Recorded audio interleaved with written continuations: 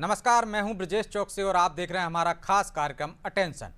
और अटेंशन में चर्चा होगी हम दो हमारे चार। किस पर बार? जी हां, हम दो हमारे चार। अगर आपको यह लग रहा है कि मैंने गलत नारे दिया तो ऐसा नहीं है।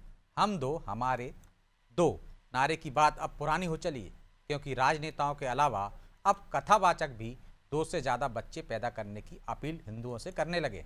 इसके पीछे की वजह क्या ही है, उस पर भी चर्चा करेंगे। लेकिन ये मामला क्यों उठा, इसको जान लीजिए। दरअसल नागपुर में आयोजित एक कार्यक्रम के दौरान कथावाचक पंडित धीरेन्द्र कृष्ण शास्त्री ने 4 बच्चे पैदा करने की अपील कर दी। उनके बयान पर अब प्रतिक्रिया आ रही है। दरअसल ये पहली बार नहीं है जब जनसंख्या को लेकर इस तरह की चर्चा सामने आई हो। इससे पहले भी कई मंचों से इस विषय पर अलग अलग विचार रखे जाते रहे, लेकिन हर बार ये मुद्दा राजनीतिक रंग ले लेता है और बहस तेज हो जाती है। हालांकि अब सवाल यह है कि हम दो हमारे चार का नारा देकर किस पर वार किया जा रहा है। क्या जनसंख्या नियंत्रण की पुरानी नीति अब बदलती नजर आ रही है? आज चर्चा इन्हीं सवालों के आसपास करेंगे, लेकिन पहले देखिए रिपोर्ट।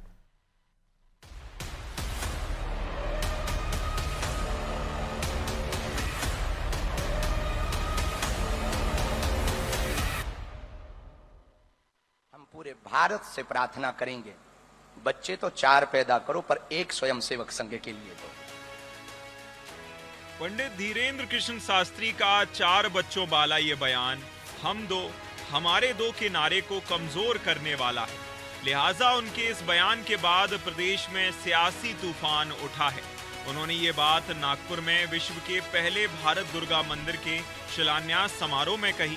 इस मौके पर राष्ट्रीय स्वयंसेवक संघ के सरसंघ चालक मोहन भागवत भी मौजूद थे।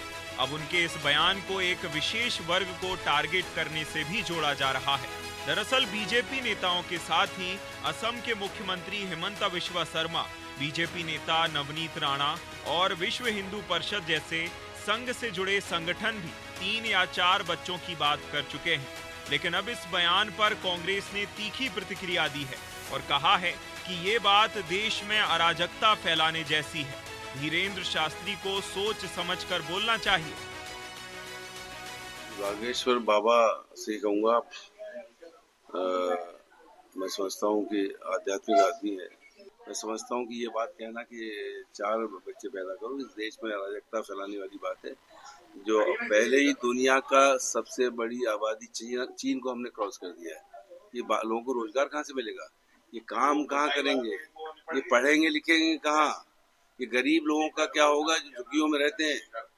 वो किसान जो जिसको उसकी फसल का पैसा नहीं मिल रहा है। तो मैं समझता हूँ कि इन सब चीजों को संदर्भ में रख के बागेश्वर महाराज को अपनी बात कहना चाहिए। एक दौर था जब राजनेता हो या साधु संत, सब एक परिवार में 2 ही बच्चों की बात कहते थे। हम दो हमारे दो के नारे को साकार करने का सपना देखते थे ताकि देश की जनसंख्या को नियंत्रित किया जा सके। और जब भारत पूरी दुनिया में सबसे ज्यादा जनसंख्या वाला देश बन गया है, तो अब 4 बच्चे पैदा करने की अपील की जा रही है, बिना ये सोचे समझे कि देश पर इसका क्या असर पड़ेगा। उन्होंने हिंदुओं से जो अपील करी है, तो एक बिल्कुल सर्वविदित सत्य है कि किस तरह से देश की डेमोग्राफी बदलने की कोशिश हो रही है लगातार पिछले 70-80 वर्षों से। उसमें उनकी चिंता स्वाभाविक है। और रहा संघ में उन्हें बच्चे को देने का सवाल, तो निश्चित बिल्कुल सत्य है कि यदि किसी व्यक्ति को अपने बच्चों को राष्ट्रवादी विचारधारा से जोड़ना है, संस्कार से जोड़ना है, सनातन परंपरा से जोड़ना है, प्रकृति से जोड़ना है, तो संघ से अच्छा कोई विकल्प अन्य किसी संगठन के पास नहीं है पूरे विश्व में। देश में जनसंख्या नियंत्रण को लेकर जागरूकता अभियान चलाए गए, लेकिन अब बदलते राजनीतिक और सामाजिक परिप्रेक्ष्य में यह मुद्दा एक बार फिर चर्चा के केंद्र में आ गया है। ऐसे में सवाल यही है कि क्या ये बयान सामाजिक सोच का हिस्सा है या फिर राजनीति का नया एजेंडा बनते जा रहे हैं। फिलहाल इस मुद्दे ने देश भर में एक नई बहस जरूर छेड़ दी है। ब्यूरो रिपोर्ट, अनादि टीवी।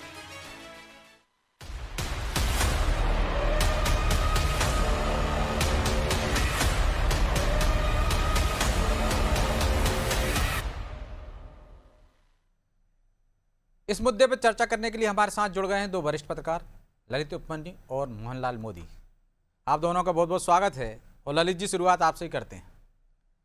पंडित धीरेन्द्र कृष्ण शास्त्री की अपील 4 बच्चे पैदा करने की, ये सामाजिक संदेश लगता है आपको या राजनीतिक संदेश ज्यादा है? देखिए ब्रजेश जी, इसमें 2 चीजें हैं। पहले तो ये बता दूं कि उनका उनका जो संदेश है वो समाजशास्त्र पे आधारित है, और उसका पालन अगर करेंगे तो जनता का अर्थशास्त्र बिगड़ जाएगा। बहुत सारी ऐसी चीजें हैं जिसको आप मंच से तो बोल सकते हैं, लेकिन व्यवहारिक तौर पे उनका पालन संभव नहीं होता है। इसलिए इसको आप जहां तक मुझे याद आ रहा है, इन्हीं महाराज जी ने करीब 1-1.5 साल पहले एक मंच से कहा था कि बच्चा भले ही एक हो लेकिन कट्टर हिंदू हो। अब वो 4 पे आ गए हैं, तो ये उनकी जाति राय हो सकती है, और वो चूंकि समाज सुधारक हैं, संत है बड़े, और बड़े सारे फॉलोअर हैं उनके। लेकिन तो वो अकेले नहीं कह रहे हैं ना, हमने देखा है संघ के पूर्व प्रमुख सुदर्शन जी भी कहते थे, रामेश्वर शर्मा भी कह चुके हैं, हेमंत बिश्व शर्मा भी कह चुके हैं, तो ऐसे बीजेपी के तमाम नेता हैं, वो भी इस तरह की भाषा बोलते हैं। तो ये कहीं पे निगाहें, कहीं पे निशाना तो नहीं है?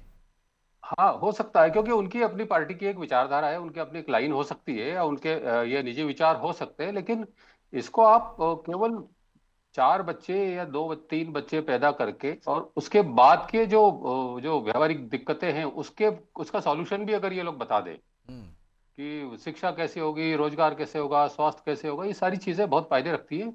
और जो 4 बच्चे हैं वो बड़े होने के बाद किस विचारधारा को फॉलो करेंगे, जरूरी नहीं कि इनकी सलाह के आधार पे या जो योजना है उसके आधार पे वो आगे बढ़ते चले जाए। तो बहुत सारी दिक्कतें हैं व्यवहारिक तौर पे, ये उनकी सलाह हो सकती है, मानना नहीं मानना तो पब्लिक के हाथ में है।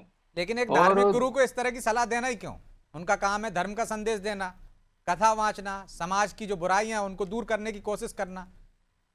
बिल्कुल बिल्कुल, आपसे सहमत हूं मैं। ये कोई बिंदु ऐसा नहीं है कि जिसको इतना गंभीरता पूर्वक हर बार हर मंच से किसी न किसी रूप में बोला जाए, चाहे वो बोले चाहे दूसरे लोग बोले, क्योंकि ये बहुत नितांत निजी मामला होता है, और इसमें बहुत सारी चीजें देखना होती है। एक बच्चा बड़ा करने में कितना दुश्वारियां हैं, कितनी सारी परेशानियां हैं, ये समझते हैं सब लोग।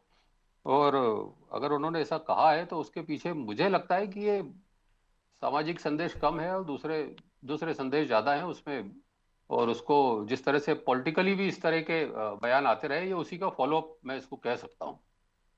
तो मोदी जी, राजनीतिक बयान है ये, और राजनीतिक बयान यदि उन्होंने दिया है, लेकिन दिया है किस मंच से? क्योंकि उनकी बड़ी संख्या में फॉलोअर्स होते हैं, या आरएसएस को खुश करने के लिए दिया है? क्योंकि हमने देखा है तमाम धर्म गुरुओं के बहुत ज़्यादा फॉलोअर्स होते हैं, यदि वो अपराध भी कर देते हैं तो वो स्वीकार नहीं करते। यदि धीरेन्द्र शास्त्री की ये अपील लोग मान लें तो एक नया वो नहीं छिड़ जाएगा जो कांग्रेस कह रही है कि अराजकता फैल जाएगी, या उन्होंने कहीं और इशारा किया है तो वो भी इतने ही बच्चे पैदा करने लगे, तो एक होड़ सी नहीं लग जाएगी? कांग्रेस का पता नहीं मुझे ऐसा क्यों लगता है कि उसने कहा 370 हटी तो गदर मच जाएगा पूरे भारत में, है ना, राम मंदिर बना तो सांप्रदायिक हिंसा फैल जाएगी, ये चीजें अलग है। मैं आपको वैज्ञानिक तथ्यों पे लेके जाना चाहूंगा। बिल्कुल। हिंदू समाज लंबे समय से हम दो हमारे दो का एजेंडे लेके बढ़ रहा है, इसमें कोई संदेह नहीं है, और इस एजेंडे ने भारत की जनसंख्या को सीमित बनाए रखा, इसमें पूरा योगदान एक तरफा बिल्कुल हिंदू समाज का है। अब दूसरी ओर बच्चे 6-6, 9-9 और 12-12 हो रहे हैं, तो एक तो ये असंतुलन पैदा हो रहा है। दूसरा, जब पति पत्नी यानी हम दो और बच्चे हमारे दो, अब एक बड़ा इसमें गणित है कि जब 2 लोग 2 बच्चे पैदा करते हैं तो आप ये भी मान लें कि ये 2 जब बच्चे पैदा हुए तो वो 100% तो शादी नहीं करते होंगे। आजकल आप लिव इन वगैरह ये सब देख रहे हैं, इसमें 1% ऐसा भी आ गया जो 5 और 7% तक अब लोग शादियां नहीं कर रहे। तो शादियां नहीं हो रही तो हमारे दो का ब्रेक टूट गया। ईश्वर ना करे 2 बच्चे में से एक बच्चा भगवान को प्यारा हो गया तो हम माइनस में आ गए। किसी ने शादी नहीं की, कोई सन्यासी बन गया। आप कितना खतरनाक आंकड़ा है हम दो हमारे दो का, यह कुछ समझ ही नहीं पाया अभी तक इस चीज को कि हिंदू समाज नेगेटिव ही जा रहा है। गारंटी नहीं है कि जिसने 2 बच्चे पैदा कर दिए तो अब वो आगे भी 2 ही पैदा होंगे। कभी किसी का, कई लोग ऐसे उनका एक ही बच्चा है और पता पड़ा एक बच्चे ने शादी नहीं की। तो ये जो कहना चाहिए जो बदल रहा है परिदृश्य भारत का, कई जगह अल्पसंख्यक हो रहा है भारत। अब आई बात कि एक बच्चा संघ को दे दो, तो इसमें कोई इसमें दिक्कत नहीं है। राष्ट्रीय स्वयंसेवक संघ जैसा अंतरराष्ट्रीय परिदृश्य में कोई भी देश व संगठन मुझे दिखाई नहीं देता जो भारत के पक्ष में बात लेकिन करता संघ कह हो। दे कि उनकी शिक्षा से लेकर उनके इलाज से लेकर उनकी नौकरी से लेकर तमाम तरह की जिम्मेदारी वो लेने को तैयार है। संघ तो कह नहीं रहे ऐसा। हाँ, तो देखिए, संघ का मतलब ये नहीं होता कि वो जिम्मेदार लेने से कहीं संघ का मतलब ये हुआ कि वो एक विचार तो दे सकता है ना इस देश को, कि जब हमने 4 बच्चे का आपको विचार दिया है, वैसे उनका 3 बच्चों का था भागवत जी का, तो 3 बच्चे का विचार दिया है, तो 3 बच्चे का विचार हम सरकार को भी दे रहे हैं। आपको मैनेज कैसे करना है ये, ऐसा थोड़ी है। अब किसी घर में आप आज मान लीजिए किसी कैपेसिटी है 2 बच्चे, तीसरे पे मान ऑपरेशन करा लिया, आप कई बार ऑपरेशन फेल हो जाता है तो तीसरा बच्चा भी होता है, तो वो तीसरा बच्चा के मैनेज होता है ना, चाहे भले किसी डॉक्टर के घर में हुआ हो या किसी गड्ढे खोदने वाली किसी माँ बहन के घर में हो गया हो, तो तीसरा बच्चा आखिर हम मैनेज करते हैं, उसको मारते लेकिन वही क्यों मैनेज करें? मध्यम वर्गीय परिवार हो या निम्न स्तरीय परिवार हो, गरीब परिवार हो, संघ की तो सब सुनते हैं। बीजेपी इतनी बड़ी पार्टी है उनके कहने एक इशारे पे सब कुछ होता है, तो वो पहले सबसे पहले अपने नेताओं से कहें कि एक फार्मूला बना दें कि भैया सबसे पहले आप ही पैदा करो, क्योंकि आप सक्षम हो। अब ये चीजें तो बहुत चीजों पे फिर इसमें लागू हो जाएंगी। भाई ये कॉमन एक बयान है, जिसको मानना है वो माने और जिसको नहीं मानना है वो नहीं माने। इसमें कोई पर्टिकुलर राजनीति स्तर पे नहीं कहा गया है। हाँ, मैं ये ठीक है, एक क्योंकि ये धर्मगुरु ने ये शब्द कहा है तो उस पर विवाद होना बहुत सुनिश्चित था। और धीरेन्द्र शास्त्री जी की चीजों को, अब वो धीरेन्द्र शास्त्री जी कैंसर अस्पताल बना रहे हैं, उस पर कोई कभी किसी कांग्रेसी का किसी वामपंथी का मैंने बयान नहीं सुना आज तक। तो आप हमने वहां भी तो फोकस करो। एक आदमी पॉजिटिव जा रहा है और कोई ऐसी बात कर रहा है तो बात तो वही देशभक्ति तो इसकी क्या गारंटी है मोदी जी? आप कह रहे हैं डेमोग्राफी बदल रही है, धीरेन्द्र शास्त्री ने कहा कि 4 बच्चे पैदा करो, दूसरों को कौन रोक रहा है? तो एक तो होड़ मच गई ना दोनों में।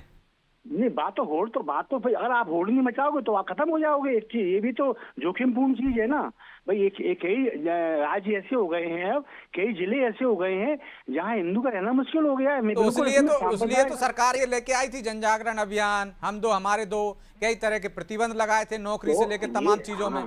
बिल्कुल तो ये चीज है, नौकरियों में कोई पाबंदी नहीं है कि साहब आप फला कास्ट हो तो आपको नौकरी नहीं मिलेगी, ना शिक्षा में ऐसा है ना फ्री राशन में ऐसा है।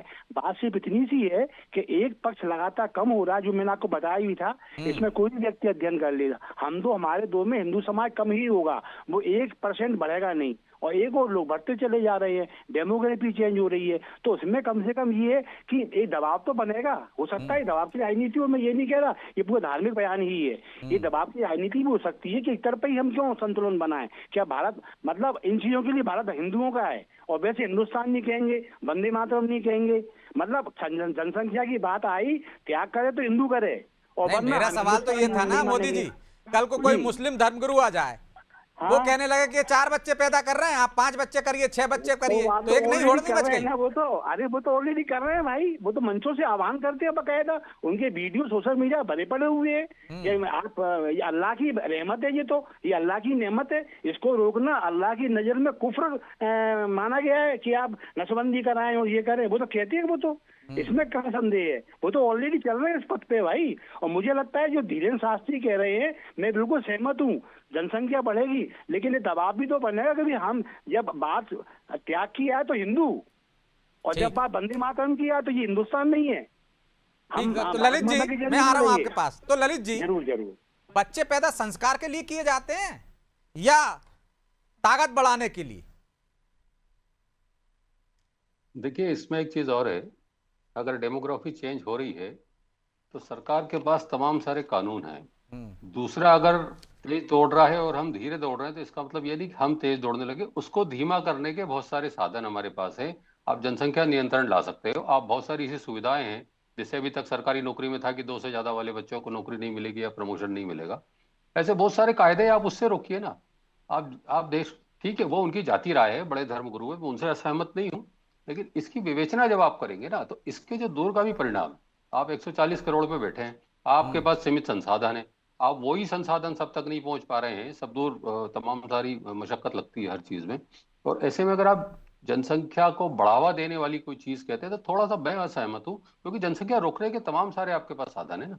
जब आपने 77-80 का इमरजेंसी का दशक हमने देखा नसबंदी वाला, तो मैं ये नहीं कह रहा हूँ उतनी सारी इतनी कठोरता से उसका पालन हो, लेकिन आपके पास कानून बनाने का अधिकार है।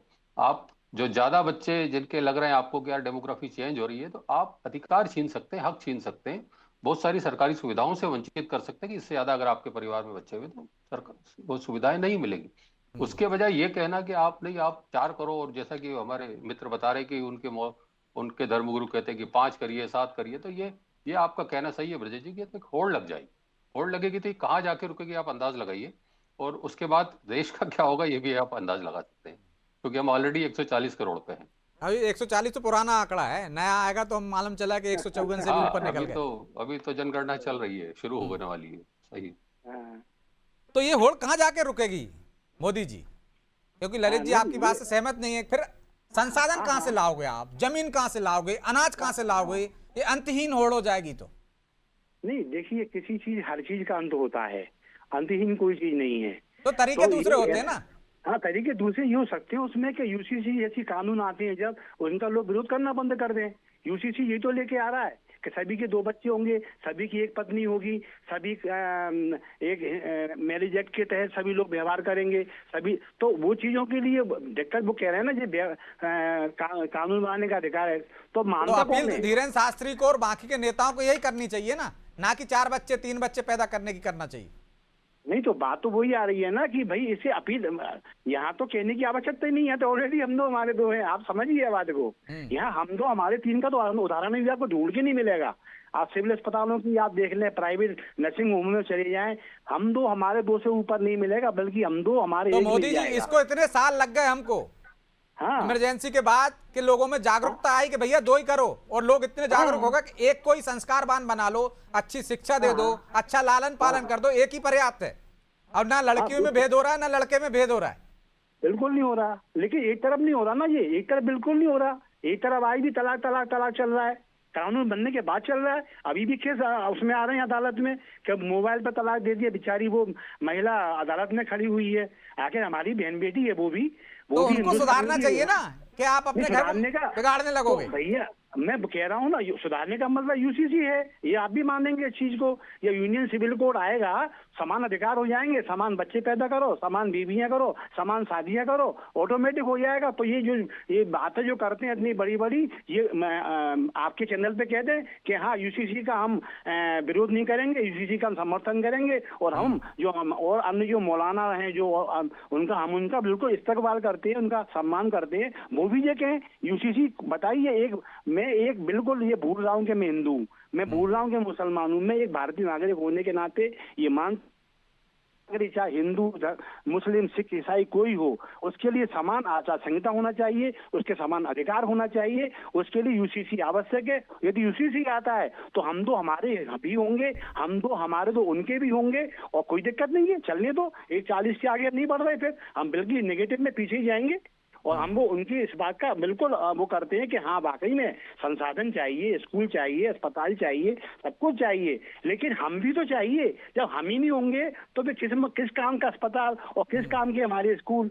तो बात यही है यूसीसी का, या तो ये चैनल पे कहें कि यूसीसी बिल्कुल सही कानून है, हम यूसीसी से समर्थन करते हैं, हमारे धर्मगुरु आज से यूसीसी की बात करेंगे। नहीं, तो ये तो बात आरएसएस के मंच से धीरेन्द्र शास्त्री भी कह सकते थे, आरएसएस भी कह सकती थी, तमाम नेता भी कह सकते थे कि भाई ये कर लो। जैसा प्रधानमंत्री बोल रहा है ना, सरकार बोल रही है ये बात, तो यूसीसी में समर्थन में आई तो है। सरकार है, वो खुद लागू कर दे, उसके हाथ में है ना। अरे लागू तो अभी उनने किसी के 3 कानून भी किए थे उनने लागू। आपने देखा क्या स्थिति हुई, कितना बढ़िया प्रायोजित आंदोलन चला, साल भर तक एक हाईवे देश का जाम बना रहा, और कैसे लोगों ने उसको नेगेटिव लिया। सरकार को अच्छे वाले कानून वापस लेने पड़े। तो ये सब चीजें हैं ना। अभी भी देखो ना, अब ये नारी शक्ति बंधन में क्या हो रहा है, परिचय मन के बाद 280 महिलाएं जानी है संसद में। आप छोड़ दिए भाजपा कांग्रेस का लाभ, वो अभी 178 जाएंगी, 102 महिलाएं एक्स्ट्रा जा रही हैं, और कांग्रेस उसमें धमैया विपक्षी वाले बार तमाम परेशान कर रहे हैं कि वो पता नहीं बीजेपी अपना का उल्लू सीधा करना चाहती है। अरे जब उल्लू सीधा करिए तो टोकना उनको, आप इलेक्शन में जाना, आप चीफ उसमें सुप्रीम कोर्ट में जाना कि भाई ये बेईमानी कर रहे हैं। अब अभी से क्यों आशंकाएं व्यक्त कर रहे हैं? तो हर चीज में ये लोग समानता की बात जब आती है तो ये विरोध करते हैं, सरकार की सुन कहाँ रहे हैं ये लोग। तो समानता इसका सबसे बड़ा इलाज है ललित जी। विजय जी, हमारे मित्र कह रहे हैं कि ये लागू नहीं होने दे रहे, तो ये किसका फेल्यूर है? भाई आपने 3 तलाक लागू किया ना, तो इसी तरह आप समान कानून लागू कर दीजिए ना। आप अगर लागू नहीं कर पा रहे हैं तो ये उनकी शक्ति नहीं है, ये आपकी कमजोरी है ना। आप सरकार हैं, आपके पास तमाम सारी धाराएं हैं, आप उसको लागू कर दीजिए। और ऐसा ऐसा थोड़ी है कि 3 तलाक लागू कर दिया और अब 3 तलाक में कोर्ट में महिलाएं आके खड़ी हैं तो वो फेल हो गया। फेल कुछ नहीं होता। कानून तो हत्या का भी है, तो क्या हत्या नहीं हो रही क्या देश में? तो आप कानून तो लागू करिए ना, समानता का कानून लागू कर दीजिए, तो संसाधन जो है उसका लेकिन हम सभी इसका लोग विरोध करेंगे, समान लेकिन उपयोग हम करेंगे। समर्थन नहीं अभी करेंगे। तो एक तरफ तमाम सारा भीड़ लगी पड़ी है और एक तरफ बिल्कुल सीमित हो रहा है सारा। हम दो हमारे दो तो बहुत बड़ा पुराना नारा हो गया ब्रजेश जी, हम दो हमारे एक पे हम्म। हाँ बिल्कुल। ये भी हो रहा है। लेकिन ये भी तो है ना ललित जी, यदि सरकार की मंशा ही है कि 4 बच्चे पैदा करना है, तो वो ये नारे हटा दे, वो तमाम प्रतिबंध है वो हटा दे। नहीं, सरकार तो ये चाह रही है कि ये इस तरह का समान कानून लागू हो जाए, लेकिन छोटे मोटे विरोध से आप पीछे क्यों हट जाते हो? आप लागू करो सख्ती से, हर लेकिन चीज उसके लिए तो सख्ती से लागू। और जो सरकार ने उतना चाहा, समर्थन किसी भी जरूरत सरकार है हो, ना कोई भी हो, संसद में, किसी भी। बिना उतने समर्थन के हासिल नहीं हो सकता ना। नहीं, जितने कानून लगे वो कहीं ना कहीं, और अगर नहीं मिलता है समर्थन तो एक्सपोज होंगे। आप एक बार पटल पे लाइए ना, महिला अभी आपने आरक्षण लाए तो एक्सपोज हुए ना। ये सबकी मंशाएं खुल के आ गई। एक्सपोज कहने के बजाय मैं कहूंगा कि सारी पार्टियों की मंशा खुल के आ गई कि कौन फेवर में है, कौन पक्ष में है, कौन नहीं है आरक्षण के, इसके परिसीमन के और इसके। तो आप लाके तो देखिए, फेल होता है तो मालूम पड़ जाएगा कि कौन किसके फेवर में, कौन इसको हटाना चाहता, कौन इस कानून के पक्ष में नहीं है, समान जनसंख्या नियंत्रण कानून या समान उसके।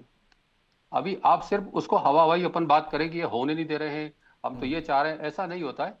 और मेरा मानना है, वो फिर मैं उनके पूरे सम्मान के साथ कह रहा हूँ कि ये उनकी जाति राय है और ये उनका मशवरा है, ये कोई निर्देश नहीं है और ना कोई उनका लेकिन निर्देश। आप ये मानिए ना, मैंने पहले भी कहा कि कितने फॉलोअर्स हैं, यदि वो कह देते कि ऐसा उपाय कर लीजिए आपके यहाँ सुख शांति आ जाएगी, तो तमाम महिलाएं से लेकर पुरुष तक उस उपाय को करने लगते हैं। यदि एक संत के कहने पर कुछ लोगों ने ही 5%, 2%, 3% ने ही यदि अमल करने लगे, तो फिर उसका क्या नतीजा होगा? उसका नतीजा तो वही होगा जो वो चाह रहे हैं। ये आपके कहना सही है बिल्कुल, क्योंकि फॉलोअर तो लाखों की संख्या में होते हैं उनके। लेकिन अब इस पे तो फिर अपन ये कह सकते हैं कि जो इस तरह का मशवरा दे रहे हैं उनको भी थोड़ी सुलझी हुई राय रखना चाहिए कि हम क्या कह रहे हैं और उसके दूरगामी परिणाम या तात्कालिक परिणाम क्या होंगे, और उसके विकल्प भी उन्हें सुझाना चाहिए कि अगर ऐसा नहीं हो सकता तो ऐसा किया जा सकता। निश्चित तौर पर ये तो एक वो भी बताना चाहिए उनको, लेकिन अब समय इजाजत नहीं देता, इसलिए चर्चा को यहीं विराम देंगे। आप दोनों मेहमानों का बहुत बहुत धन्यवाद।